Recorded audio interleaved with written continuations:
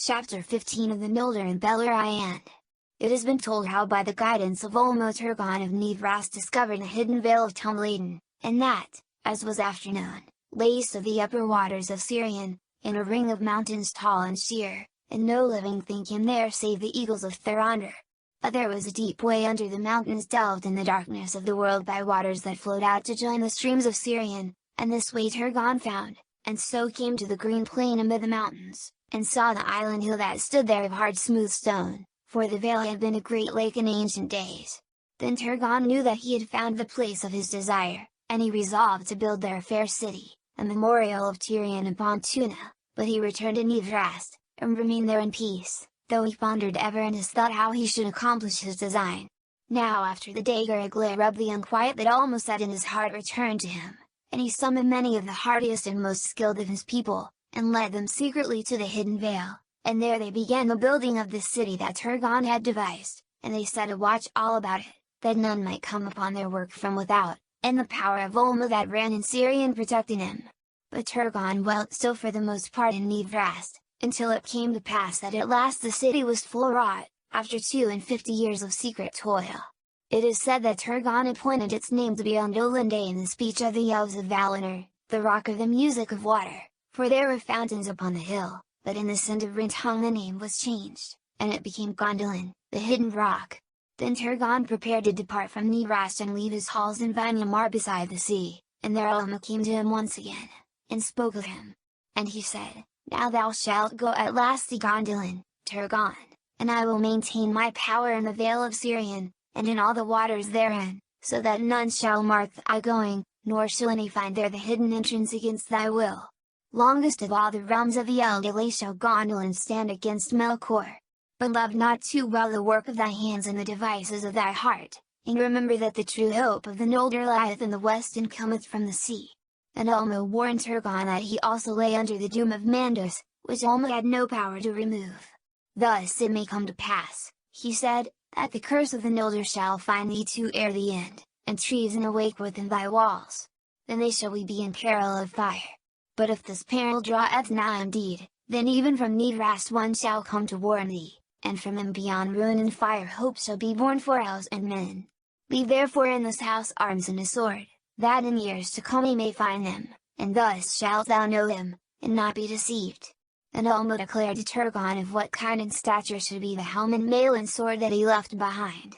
Then Ulmo returned to the sea, and Turgon sent forth all his people, even to a third part of the Noldor of Thingolfin's following, and a yet greater host of the Sindalar, and they passed away, company by company, secretly, under the shadows of our red Wethran, and they came unseen to Gondolin, and none knew whither they had gone.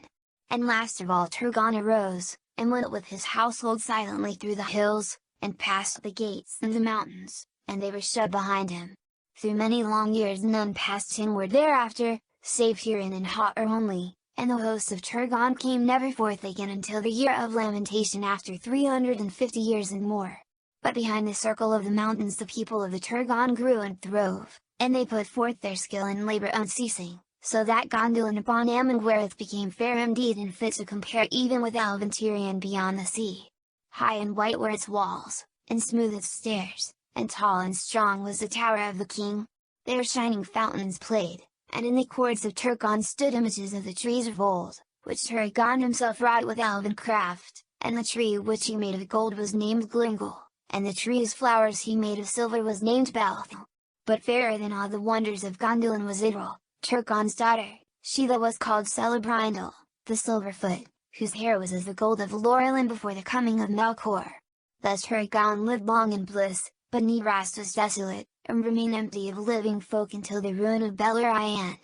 Now while the city of Gondolin was building in secret, fine wrought fell Gundrod in the deep places of Nargothrond, but Galadriel his sister dwelt, as has been told, in Thingol's realm in Doriath. And at times Melian and Galadriel would speak together of Valinor and the bliss of old, for beyond the dark hour of the death of the trees Galadriel would not go, but ever fell silent. And on a time Melian said, "There is some woe that lies upon you and your kin.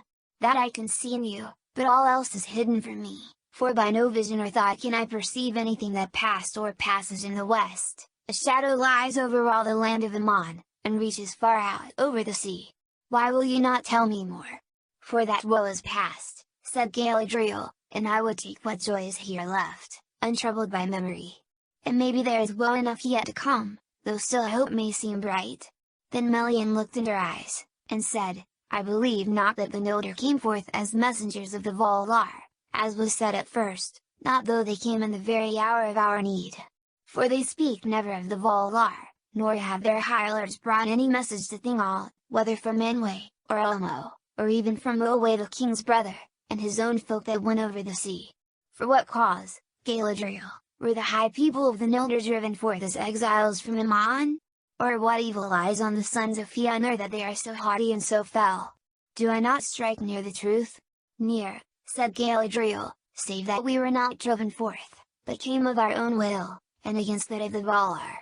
And through great peril and in despite of the Valar for this purpose we came, to take vengeance upon Morgoth, and regain what he stole. Then Galadriel spoke to Melian of the Silmarils, and of the slaying of King Finwë at Formenos, but still she said no word of the oath, nor of the kinslaying, nor of the burning of the ships at Lothgar. But Melian said, Now much you tell me, and yet more I perceive. A darkness you will cast over the long road from Tirion, but I see evil there, which Thingol should learn for his guidance. Maybe, said Galadriel, but not of me. And Melian spoke then no more of these matters with Galadriel, but she told the king Thingol all that she had heard of the Silmarils. This is a great matter, she said, greater indeed than the Noldor themselves understand, for the light of Aman and the fate of Arda locked now in these things, the work of Fëanor, who is gone. They shall not be recovered, I foretell, by any power of the Elder, and the world shall be broken in battles that are to come, ere they are wrested from Morgoth. See now! Fëanor they have slain, and many another, as I guess, but first of all the deaths they have brought in yet shall we bring was Finwë your friend. Morgoth slew him, ere he fled from Aman.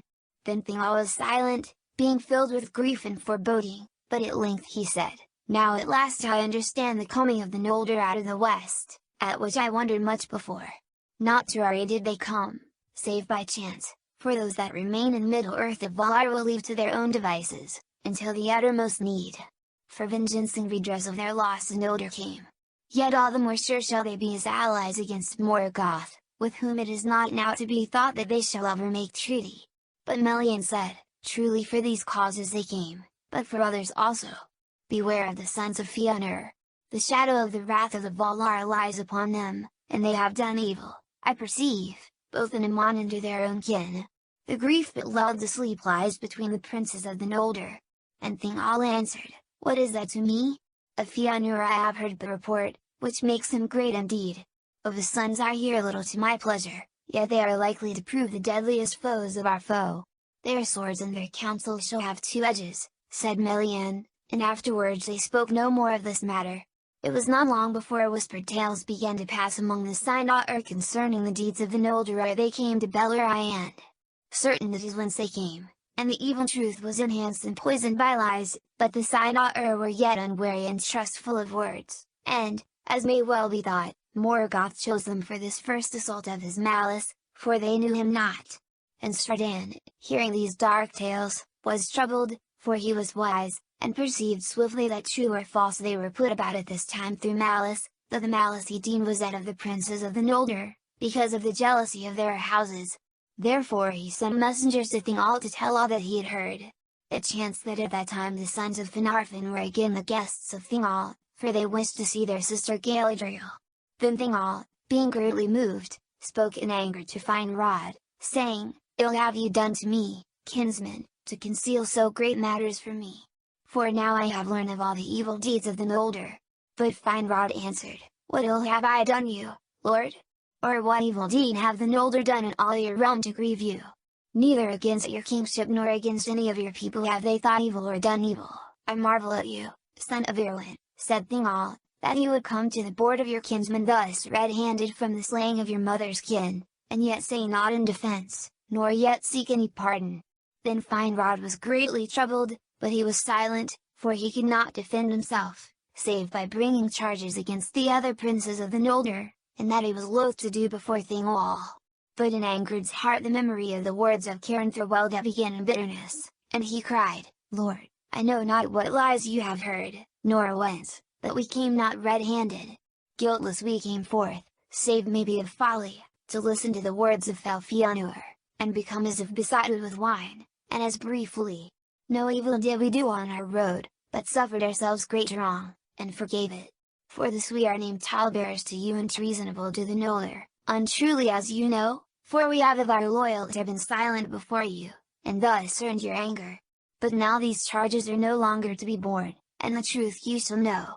Then Angered spoke bitterly against the sons of Fëanor, telling of the blood at Alquilunde, and the doom of Mandos, and the burning of the ships at Lothgar. And he cried, Wherefore should we that endure the grinding ice bear the name of kinslayers and traitors? Yet the shadow of Mandos lies on you also, said Melian. But Thingol was long silent ere he spoke. Go now, he said. For my heart is hot within me. Later you may return, if you will, for I will not shut my doors forever against you, my kindred, that were ensnared in an evil that ye did not aid. With Thingolfin and his people also I will keep friendship, for they have bitterly atoned for such ill as they did. And in our hatred of the power that wrought all this woe our griefs shall be lost. But hear my words. Never again in my ears shall be heard the tongue of those who slew my kin in Alquilunde. Nor in all my realm shall it be openly spoken, while my power endures. All the Silmarillion shall hear my command that they shall neither speak with the tongue of the Noldor nor answer to it. And all such as use it shall be held slayers of kin and betrayers of kin unrepentant. Then the sons of Finarfin departed from Menegroth with heavy hearts, perceiving how the words of Mandos would ever be made true, and that none of the Noldor that followed after Fëanor could escape from the shadow that lay upon his house. And it came to pass even as Thingol had spoken, for the Silmarillion heard his word, and thereafter throughout Beleriand they refused the tongue of the Noldor, and shunned those that spoke it aloud. But the exiles took the Sindarin tongue in all their daily uses, and the high speech of the West was spoken only by the lords of the Noldor among themselves. Yet that speech lived ever as a language of lore, wherever any of that people dwelt. It came to pass that Nargothrond was full wrought, and yet Turgon still dwelt in the halls of Vinyamar, and the sons of Finarfin were gathered there to a feast, and Galadriel came from Doriath and dwelled they while in Nargothrond. Now King Finrod Felagund had no wife, and Galadriel asked him why this should be, but foresight came upon Felagund as he spoke, and he said, An oath I too shall swear, and must be free to fulfill it, and go into darkness. Nor shall anything of my realm endure that a son should inherit. But it is said that not until that hour had such cold thoughts ruled him, for indeed she whom he had loved was Amavri of the Vanir, and she went not with him into exile.